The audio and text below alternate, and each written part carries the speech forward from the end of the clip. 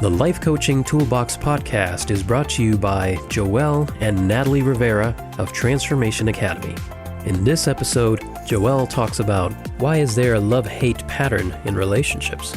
This episode is one of 13 episodes in a series that walks you through the complete Enlightened Relationships virtual workshop.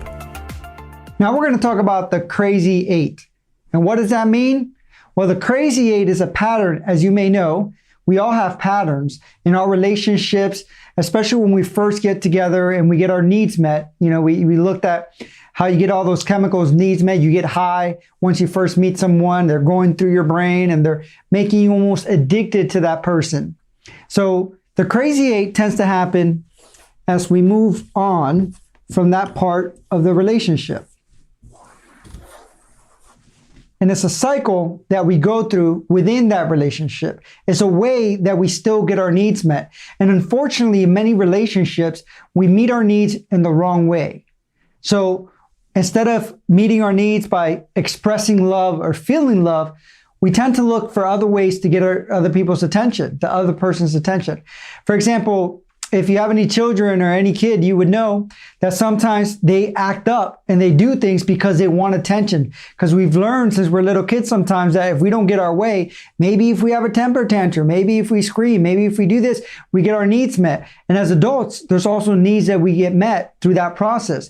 In fact, they're very addicting. Whether it's anger, whether it's adrenaline that we get from that, whether it's sadness and then being built up. There's a saying that there's nothing better than the makeup part in a relationship.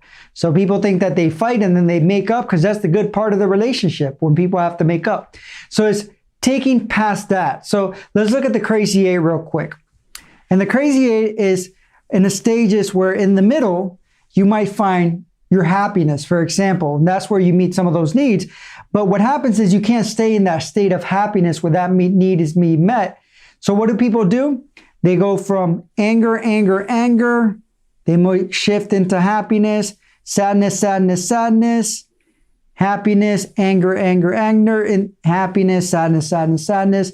And this might be what they call the crazy eight, because you go in that cycle over and over again and waste the meeting your needs. So what are the benefits of anger? Well, there are many benefits that people get from anger. One, there's an adrenaline rush. You get that chemicals that come in, but also you get the person's attention possibly. Some people feel empowered by anger. For example, I had a person that I was working with that started telling me how he liked it when they would blow up. He always said that his, wife always had all the control. All of a sudden they would have a big fight and he hated fighting. But when he blew up, he would feel empowered and he would tell me that and he would start smiling. And you should see, when I blow up, I get what I want. It's like, and then he had this big grin in his face. And I told him, hold on, so do you like arguing and fighting so you can feel empowered? And he's like, no, why would you say? I was like, because you were smiling the whole time where you were explaining how it felt when you blew up and how you felt in control and empowered and how you felt like you were directing the conversation and how all of a sudden you were being heard. So people get their needs met. And once he figured out I called him out, he admitted to it. He said, okay, maybe I do. So if you call people out sometimes, they will be honest and real and tell you what some of their needs are when they get to that place. And we all might have a need that we might meet with certain emotions. So it's coming to that understanding that there are needs being met, but there's other ways as well. So what about sadness? What do we get out of sadness? Sometimes when we don't get the person's attention, what happens when we feel down? We feel sad, they start crying. All of a sudden the person feels empathy. So instead of being angry with you or instead of acting like they don't care if they see a person crying, it's a human nature to feel empathy. So the person might come to you, might ask, okay, let's talk. I'm sorry, let's don't cry, or whatever it may be, or they might give you a hug so you might feel connection. And that's the problem, that there's connection in these cycles. So a person might feel anger and sadness, but at the same time, all they're doing is connecting, where happiness is a much, much better connection, but it's easier to connect through anger. It's easier sometimes to connect through sadness because we might know what to do to connect through anger. Because through anger, we can connect instantaneously. If I scream at someone or if I'm angry at someone, I say something that gets their attention, I'm connecting instantaneously. Whereas with sadness, I can also connect into states. If I start crying, if I start moping, I might get attention. I might have that connection, that intimacy, somebody trying to console me. So there's a lot of power behind those emotions. But the problem is that those emotions do not build the relationship. Those emotions do not build a solid foundation of an enlightened relationship. Doesn't help the relationship grow. In fact, what it does is deteriorates it, because the more that we meet our emotions through angers and our need through anger and sadness, the more we have to do it to get that need met. Because people get tired of the sadness and people get tired of the anger. But what tends to happen, that's why people fluctuate, because if you stay in anger all the time, you're never going to win anything. If you stay in sadness all the time, you might not win anything at all either. So what people do is that they fluctuate, but eventually, even with that fluctuation, your needs cannot be met fully. So you have to be in that happiness stage. And actually, when you make up through sadness, you feel happy because you feel connected. When you feel that anger and you let go of that anger and people connect and they connect again and they say sorry for screaming or whatever they did, they find happiness too because they feel connected then. They feel like people care.